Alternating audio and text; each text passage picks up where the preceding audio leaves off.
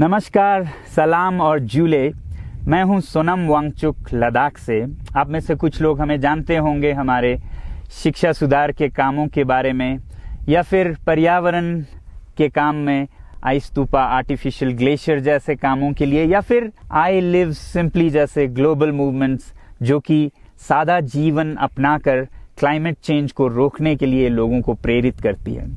मगर दोस्तों, आज मैं इन चीज़ों के बारे में नहीं बल्कि आप लोगों को एक बहुत ही ज़रूरी संदेश देने के लिए आया हूं, जो कि चीन और भारत के बीच अभी जो टकराव और तनाव की स्थिति बनी है, इसके बारे में आपकी क्या जिम्मेदारी है। मैं लद्दाख में हूं और आप देख रहे हैं सिंधु नदी को बहते हुए यहाँ, और वो जो पहाड़ियाँ हैं उनके पीछे नुब्रा और चांगतांग के वो इलाके हैं जहाँ पर ये तनाव बढ़ता जा रहा है। हजारों सैनिक वहां ले जाए जा चुके हैं। सुनने में आया है चीनी वायुसेना के जहाज भी वहां तैनात किए गए हैं, और एक घंटे पहले भारतीय वायुसेना के जहाज भी मेरे ऊपर मंडरा रहे थे। सामान्यतः जब सीमा पर तनाव होता है तो हम आप जैसे नागरिक ये सोचकर सो जाते हैं रात को कि सैनिक इसका जवाब दे देंगे। मगर मैं आज आप लोगों को ये ज़रूरी बात बताना चाहता हूं कि इस बार सिर्फ सैनिक जवाब नहीं, दो तरफा जवाब हो और उसमें नागरिक जवाब भी हो।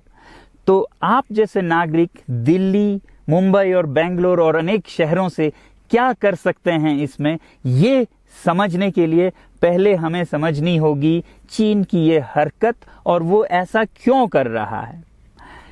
आपने देखा होगा कि ये सिर्फ भारत के साथ नहीं हो रहा है, बल्कि पिछले कई हफ्तों से चीन ये दक्षिण चीनी सागर में वियतनाम, ताइवान और अब हांगकांग के साथ भी छेड़खानी कर रहा है। और मेरा ये विश्लेषण है कि वो ये सब किसी देश के साथ दुश्मनी के वजह से ज्यादा अपने अंदर की समस्याओं को सुलझाने के लिए कर रहा है। आज चीन को सबसे बड़ा डर है तो अपने जनता से डर है। उनकी 140 करोड़ की आबादी, जो कि एक बंधुआ मजदूर की तरह बिना मानवाधिकारों के चीनी तानाशाह सरकार के लिए काम करते हैं और उसे धनी बनाते हैं। जब वो नाराज हो जाए तो फिर एक क्रांति की सी परिस्थिति बन पड़ती है, और इससे चीन बहुत डरता है। आज कोरोना के प्रकोप के बाद चीन में फैक्ट्रियां बंद हैं, एक्सपोर्ट्स बंद हैं और बेरोजगारी 20% तक बढ़ चुकी है। लोग बहुत नाराज हैं, क्रांति हो सकती है, तख्ता पलट हो सकता है। इसीलिए चीन पड़ोसियों से दुश्मनी करके अपनी जनता को अपने साथ जोड़ने में लगा हुआ है, और ये पहली बार नहीं कर रहा है। 1962 में जब भारत के साथ जंग की तो वो जंग भी उसने अपने जनता को संभालने के लिए की थी। तब 4 साल का अकाल और भूखमरी हुई थी, और इससे ध्यान हटाने के लिए ये जंग की थी।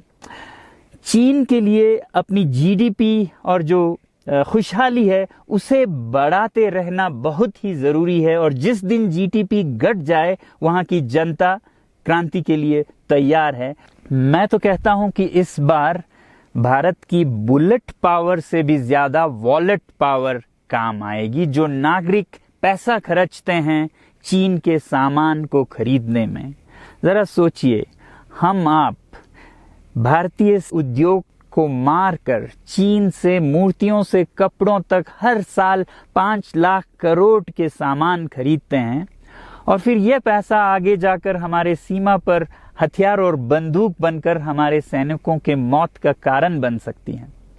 तो इसलिए अगर हमारे देश के 130 करोड़ लोग और 3 करोड़ जो भारतीय बाहर के देशों में हैं, सब मिलकर भारत में और बल्कि दुनिया भर में एक boycott made in China movement या अभियान शुरू करते हैं, तो आज दुनिया भर में चीन के प्रति रोष है।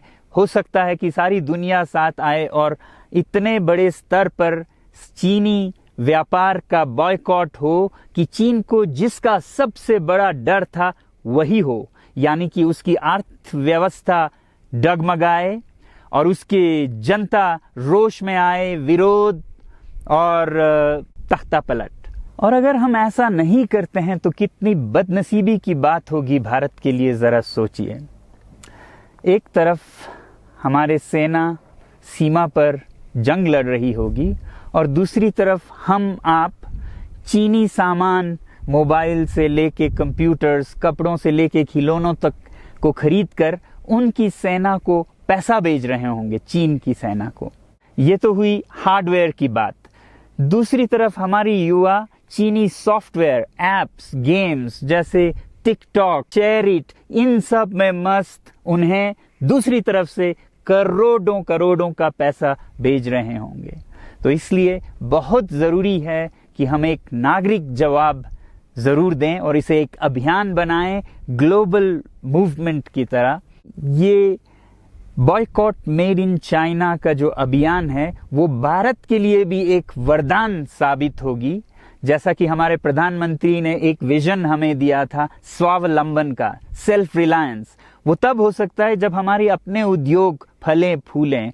और जब हम बॉयकॉट करते हैं इन सामान का तो अपने देश के उद्योग का, उत्पाद का हम प्रयोग करेंगे और उससे मजदूरों को रोजगारी मिलेगी और सारा देश खुशहाल होगा।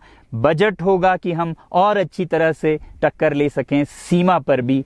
तो इसके लिए मैं आप लोगों से अपील करता हूं कि जहां तक एप्स और सॉफ्टवेयर की बात है तो हमारे युवाओं को एक हफ्ते में उन्हें अनइंस्टॉल करना चाहिए। Boycott made in China, software in a week and hardware in a year.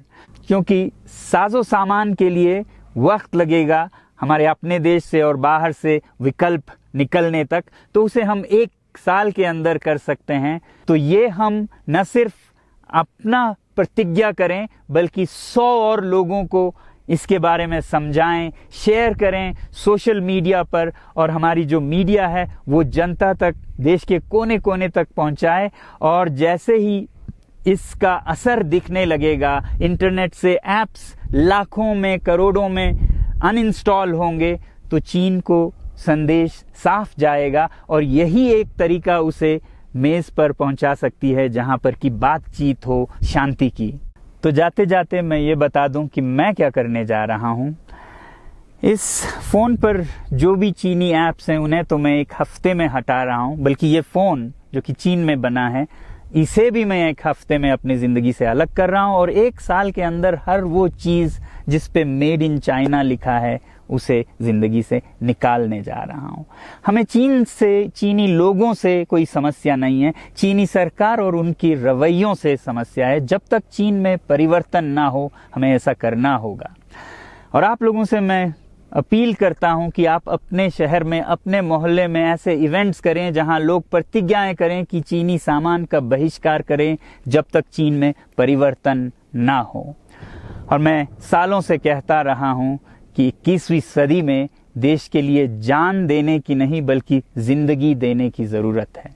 Ladakh में बढ़ते हुए ये देश के लिए जान देने का कारोबार बहुत देखा, और जहां एक तरफ मैं सलाम करता हूं उन लोगों के लिए, उन लोगों को जिन्होंने देश के लिए जान दिया, मगर इस 21वीं सदी में मेरा ख्याल है कि देश के लिए जान देने की नहीं, जिंदगी देने की जरूरत है।